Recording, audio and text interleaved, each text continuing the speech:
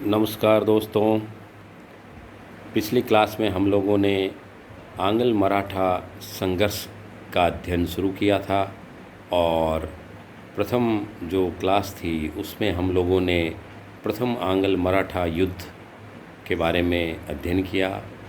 प्रथम आंग्ल मराठा युद्ध कब हुआ, किस किस के मध्य हुआ, कौन कौन सी संधियाँ हुई, किस संधियों से ये शुरू हुआ, किस संधि से ये ख़त्म हुआ, इसका हमने अध्ययन किया था।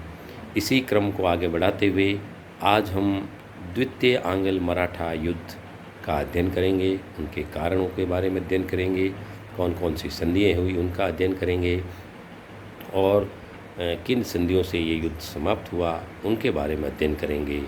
द्वितीय आंग्ल मराठा युद्ध 1803 से 1806 के मध्य लड़ा गया था।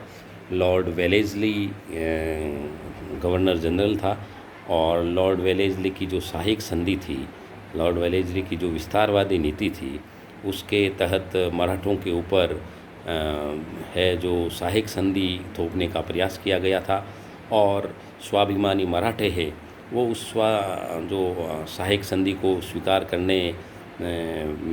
करना नहीं चाहते थे। इसी को लेकर के इन दोनों शक्तियों के मध्य संघर्ष होता है।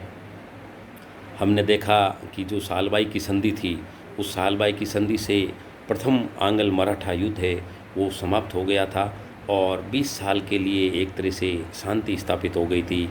इन 20 सालों में मराठों ने नाना फडणवीस के नेतृत्व में उत्तर और दक्षिण में काफ़ी शक्ति हासिल की थी। महादाजी सिंधिया का इस समय उत्कर्ष होता है और पेशवा है उसकी शक्ति का ह्रास होता है। इसी क्रम में जो पेशवा माधवराव जो द्वितीय है उसकी 1796 में उनकी मृत्यु हो जाती है और उनकी मृत्यु के बाद जो है पेशवा है वो बाजीराव द्वितीय को पेशवा बनाया जाता है। बाजीराव द्वितीय एक अयोग्य व्यक्ति होता है और जिसकी अयोग्यता आगे जा कर के हमें बसीन की संधि से परिलक्षित होती है। लेकिन जब तक नाना फडणवीस जिंदे थे तब तक मराठे सरदार थे, उनमें एकता स्थापित थी। उनके अंदर जो आंतरिक गृह कलह थी वो कलह जग जाहिर नहीं हुई थी। लेकिन हम देखते हैं कि मराठों का दुर्भाग्य आखिर 1800 में नाना फडणवीस की मृत्यु के साथ ही आ जाता है। 1800 में नाना फडणवीस की मृत्यु हो जाती है और नाना फडणवीस की मृत्यु के साथ ही मराठों का दुर्भाग्य भी आ जाता है। तो नाना फडणवीस जब तक जिंदा थे तब तक वो मराठा सरदारों में आपसी एकता स्थापित किए हुए थे और मराठा सरदारों की जो आंतरिक गृह कलह थी उसको वो येन केन प्रकारेण ढक के रखते थे और उनका समाधान सॉल्यूशन कर लिया करते थे। लेकिन 1800 में नाना फडणवीस की मृत्यु के पश्चात मराठा सरदारों में वो बात नहीं रही, वो एकता स्थापित नहीं रही और उनकी जो गृह कलह है वो धीरे धीरे जग जाहिर होने शुरू हो गई। अंग्रेज इसी गृह कलह या इसी मौके की तलाश में थे और जो लॉर्ड कॉर्नवालिस था, जो लॉर्ड वेलेस्ली उस समय गवर्नर जनरल बनकर के भारत आ जाते हैं और वेलेस्ली की विस्तारवादी नीति होती है और वो है जो सहायक संधि का एक नया फॉर्मूला लेकर के आते हैं और ये सहायक संधि है वो देसी राज्यों के ऊपर थोप दी जाती हैं। एक तरह से सहायक संधि स्वीकार करने वाला जो देसी राज्य है वो अंग्रेज़ों की अधीनता स्वीकार कर लेता है। सहायक संधि के अंदर क्या होता है कि देसी राज्य है उसको अपने वहाँ एक सहायक सेना रखनी पड़ती है और सहायक सेना का जो रख रखाव खर्चा और जो वेतन है वो सब का सब देसी राज्य को देना होता है और जो सहायक सेना है वो अंग्रेज़ों की होती है और अंग्रेज़ों के नियंत्रण में रहती है। लेकिन देसी राज्य के नाम पर, देसी राज्य की सुरक्षा के नाम पर एक ऐसी सहायक सेना खड़ी की जाती है जो कि जिनका रख रखाव और खर्चा तो देसी राज्य का होता है लेकिन वो स्वाभिमान उनका जो है उत्तरदायित्व है वो अंग्रेज़ों के प्रति होता है। तो इस प्रकार से सहायक सेना रखी जाती है।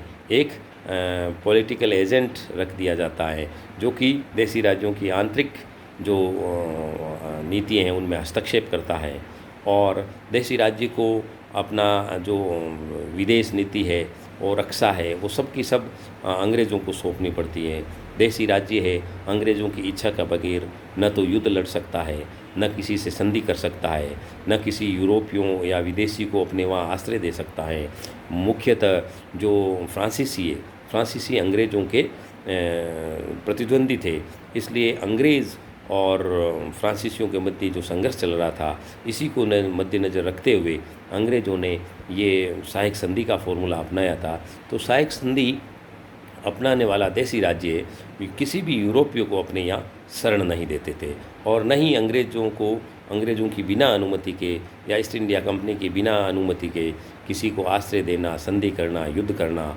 एक प्रकार से समस्त जो उसकी विदेश नीति है वो अंग्रेज़ों को सौंप दी जाती है, और उसकी जो विस्तारवादी नीति है उसके ऊपर अंकुश लगा दिया जाता है।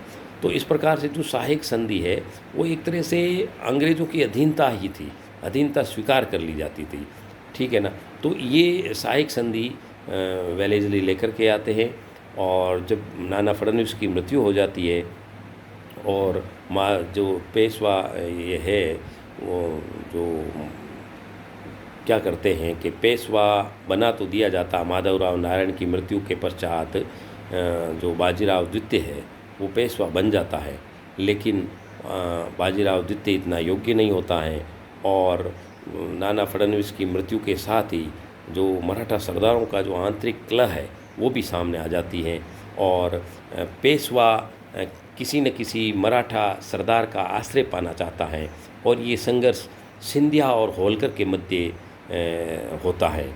पेशवा आखिरकार सिंधिया के पक्ष में जाता है, और दौलतराव सिंधिया और बाजीराव द्वितीय इन दोनों के बीच गठजोड़ हो जाता है, और ये दोनों मिलकर के होलकर को चुनौती देते हैं, और जो पेशवा है वो पूना के अंदर जो जसवंतराव होलकर के जो भाई होते हैं उनकी हत्या करवा दी जाती है। तो जसवंतराव होलकर के भाई की हत्या का बदला लेने के लिए होलकर है वो सेना लेकर के पेशवा को दंडित करने के लिए, या पेशवा और सिंधिया को दंडित करने के लिए संयुक्त सेना लेकर के और पूना के ऊपर चढ़ाई कर देते हैं, और पेशवा और दौलतराव सिंधिया की जो संयुक्त सेना है उसको परास्त कर देते हैं, और उसको परास्त करते हुए विनायक राव को वहाँ पेशवा नियुक्त कर देते हैं। इस स्थिति से जो पेशवा बाजीराव द्वितीय है वो घबरा जाता है, और वो भाग करके बसीन चला जाता है। बसीन अंग्रेज़ों की एक कोठी है जहाँ पे जाकर के वो अंग्रेज़ों की शरण लेता है, और अंग्रेज़ों को सैनिक सहायता की पेश करता है।